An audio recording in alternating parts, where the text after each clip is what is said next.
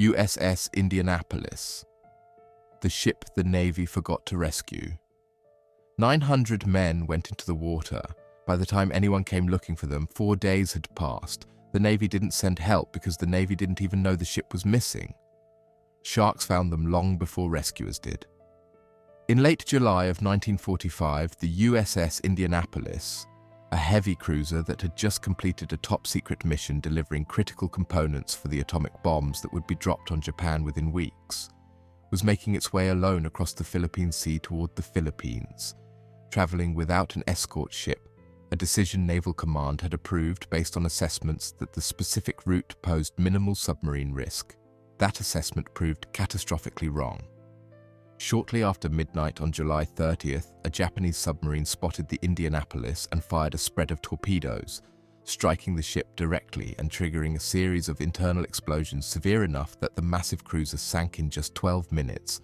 far too quickly for the crew to launch most of the ship's lifeboats or send a confirmed distress signal that any nearby station definitively received and acted upon. Of the approximately 1,195 men aboard, an estimated 900 survived the initial sinking, finding themselves scattered across miles of open ocean in the dark, many without life rafts, wearing only life jackets and grouped into separate clusters that gradually drifted further apart as the hours passed.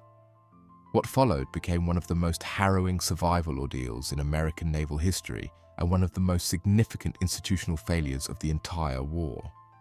Because the Indianapolis was on a classified need-to-know mission, its specific route and expected arrival times weren't widely shared across the standard naval tracking systems that would normally flag an overdue vessel.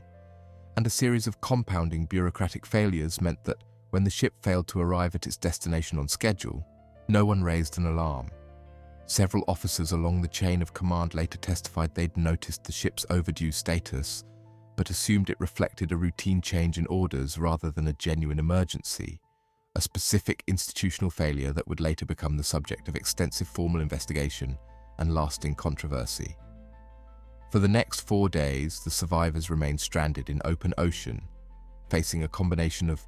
dehydration, exposure, saltwater poisoning from involuntarily swallowing seawater, and exhaustion that killed men steadily as the ordeal continued. Compounding the horror, the men's location placed them in waters known to attract oceanic white-tip sharks, and survivor accounts, along with later historical and scientific analysis, indicate the stranded men were subject to sustained shark activity throughout the ordeal, widely regarded as one of the worst recorded instances of shark predation on humans in history, with survivors describing a genuinely brutal psychological toll layered atop the physical suffering of exposure and dehydration, watching their numbers steadily decrease as the days dragged on with no rescue in sight. The survivors were ultimately discovered almost entirely by chance. On August 2nd, a naval aircraft on a routine anti-submarine patrol happened to spot men in the water below and radioed the sighting back to base, triggering an emergency rescue operation that arrived over the following hours and, in the case of one seaplane pilot who violated standard operating procedure to do so, began pulling survivors directly from the water rather than waiting for larger rescue vessels to arrive. By the time the rescue operation concluded, only around 316 men remained alive, meaning close to 600 men who had survived the ship's actual sinking died during the ensuing 4 days awaiting rescue, a death toll that represented the largest single loss of life from one ship in the history of the United States Navy.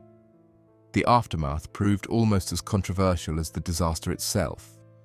The Indianapolis's commanding officer, Captain Charles McVay, was court-martialed and formally convicted of failing to zigzag his ship, a defensive maneuver intended to make submarine targeting more difficult, a conviction many surviving crew members and naval historians have argued unfairly scapegoated McVay for a disaster,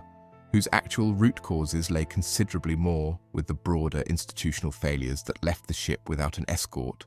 without updated intelligence on submarine activity in the area, and without any functioning system to notice and respond to the ship's failure to arrive on schedule. McVay, who received hate mail from grieving families for years afterward despite the controversial nature of his conviction, took his own life in 1968. Decades later, following a sustained campaign led by survivors and, notably, a middle school student named Hunter Scott, who conducted extensive independent research into the case for a school history project. The United States Congress formally passed a resolution in the year 2000 exonerating McVay, and the Navy subsequently amended his official record to reflect that the loss of the Indianapolis was not a result of his negligence, a formal correction that arrived more than 3 decades after McVay's death. Too late to reverse the toll the original conviction and years of public blame had taken on him personally. The wreck of the USS Indianapolis itself remained undiscovered on the ocean floor for over 7 decades, until a research team funded by Microsoft co-founder Paul Allen finally located the wreckage in 2017, resting more than 3 miles beneath the surface of the Philippine Sea, providing modern historians and remaining survivors with confirmation of the ship's final resting place after decades of uncertainty regarding its exact location. What makes the USS Indianapolis endure as one of history's most significant naval disasters isn't simply the scale of loss during the sinking itself, but the specific compounding institutional failure that turned a survivable sinking into the Navy's single deadliest loss of life from one vessel. Hundreds of men who survived torpedo strikes in a sinking ship only to die waiting for a rescue that nobody realized needed to be sent. If stories like this, where survival depended less on the disaster itself and more on whether anyone even noticed something had gone wrong, are exactly what you come here for, subscribe to The Grave Details. Because history holds more stories like this than most people will ever know.